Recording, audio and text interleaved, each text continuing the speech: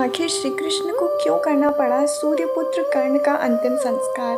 कर्ण महाभारत का एक ऐसा पात्र था जिसे देवपुत्र होने के बावजूद भी सामाजिक प्रताड़ना का सामना करना पड़ा और उसको समाज में अस्वीकार किया गया। कर्ण एक महान योद्धा और दानी राजा था, लेकिन कर्ण ने कुरुक्षेत्र में अपने भाइयों पांडवों को छोड़कर कौरवों का साथ दिया।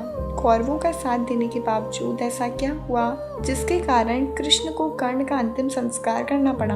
तो चलिए आज की वीडियो में यही जानते हैं, लेकिन उससे पहले अगर आप हमारे चैनल पर नए हैं तो चैनल को सब्सक्राइब कर बेल आइकन को प्रेस करना ना भूलें। सूर्यपुत्र कर्ण कुंती और सूर्य का पुत्र था। कुंती ने कर्ण को अविवाहित होते हुए जन्म दिया था, लेकिन समाज के डर से कुंती ने कर्ण को नहीं अपनाया और उसे नदी में प्रवाहित कर दिया, जिसके बाद एक रथ चलाने वाले को कर्ण मिला और उसने ही कर्ण का पालन पोषण किया, जिसके कारण ही कर्ण को सूत पुत्र भी कहा जाता है। अविवाहित माता से जन्म और रथ सारथी के पालन के कारण कर्ण को समाज में ना तो सम्मान मिला और ना ही अपना अधिकार। कर्ण के सूत पुत्र होने के कारण द्रौपदी, जिसको कर्ण अपनी जीवन संगिनी बनाना चाहता था, उसने कर्ण से विवाह करने से इनकार कर दिया। इन सब कारणों से ही कर्ण पांडवों से नफरत करता था और कुरुक्षेत्र युद्ध में कौरवों का साथ दिया। लेकिन कुरुक्षेत्र युद्ध में भगवान श्री कृष्ण ने ही अर्जुन को कर्ण के वध का तरीका बताया था।